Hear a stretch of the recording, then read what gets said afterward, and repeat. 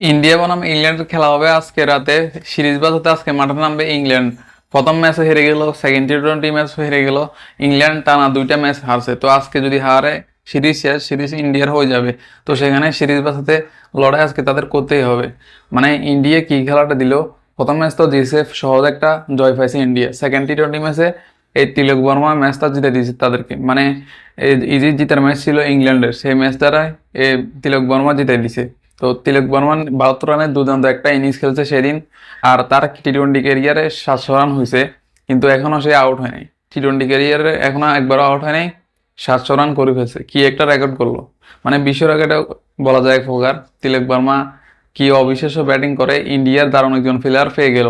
মানে আগামী বিরাট কোহলি, আগামী রোহিত শর্মার জায়গা দখল করে নিবে এই তিলক বর্মা, যেভাবে সে খেলতেছে। এবং কি অভিষেক শর্মা তো তাদের আছে, কত ম্যাচ প্রথম টি-20 ম্যাচে ভালো খেললেও সেকেন্ড ম্যাচে অভিষেক শর্মা ভালো ব্যাটিং করতে পারে নাই, কিন্তু এই তিলক বর্মা ভালো ব্যাটিং করছে। সবাই যখন আউট, তখন এই তিলক বর্মা মাঠে টিকে রয়ে সবাইকে মানে দেখাই দিয়েছে, চমক দেখাইছে। তার যে একটা ম্যাজিক শো, ব্যাটিং পাওয়ার, সেটা দেখাই দিয়েছে সবাইকে।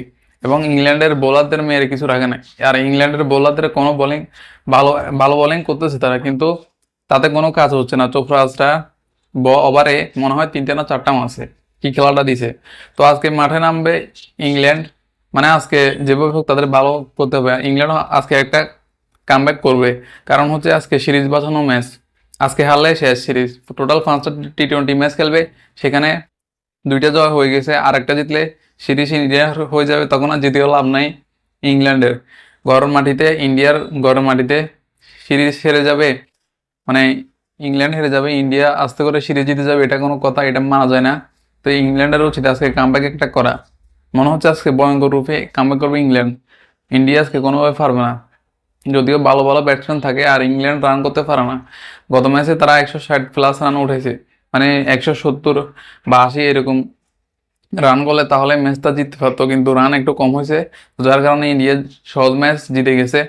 আর প্রথমে ওপেনিং ব্যাটসম্যানরা টিকতে পারলে তাহলে জয়টা আরো সহজ হতো, কিন্তু প্রথমে তারা টিকতে পারে না। কিন্তু তিলক বর্মা মানে ধরে রাখছে, ব্যাটিং শক্তি করে শক্তি করে ধরে রাখে, আস্তে করে দলকে জেতাই দিয়েছে। ইংল্যান্ডের কেউ ব্যাটিং করতে পারতেছে না ভালো, শুধুমাত্র জস বাটলারই কোনো রকম ভালো খেলে, গত ম্যাচে হাফ সেঞ্চুরি করছে, করা নাই।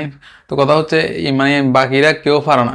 মানে আর ইন্ডিয়ার মানে সবাই ভালো ভালো ভালো ব্যাটসম্যান, সঞ্জু স্যামসং থেকে শুরু করে অভিষেক শর্মা, মানে হার্দিক পান্ডিয়া। গত ম্যাচ হার্দিক পান্ডিয়া কিন্তু রান করতে পারতেছে না, আর সূর্যকুমারেও রান তেমন একটা পারতেছে না করতে। তবে ইন্ডিয়ার যেমন বোলার তেমন ব্যাটসম্যান সবাই দারুণ, এবং কি তাদের নিজেদের ঘরের মাটিতে, তো এই কারণে তারা খেলা একটু বেশি পাচ্ছে। আর ঘরের মাটিতে না হলেও তারা এখন টি-20-তে সেরা সেরা ক্রিকেট টিম। বিশ্বের এখন টি-20 ক্রিকেটে সর্বোচ্চ শক্তিশালী টিম এখন ইন্ডিয়া, এটা প্রমাণ করছে তারাই অনেক আগে। তো এখন ঘরের মাটিতে সিরিজ তো তারা হাতে চাইবে না, সেখানে ইংল্যান্ড আজকে মনে হচ্ছে হারবে, আর সিরিজটা ইন্ডিয়ার হয়ে যাবে। দেখা যাক কি হয়।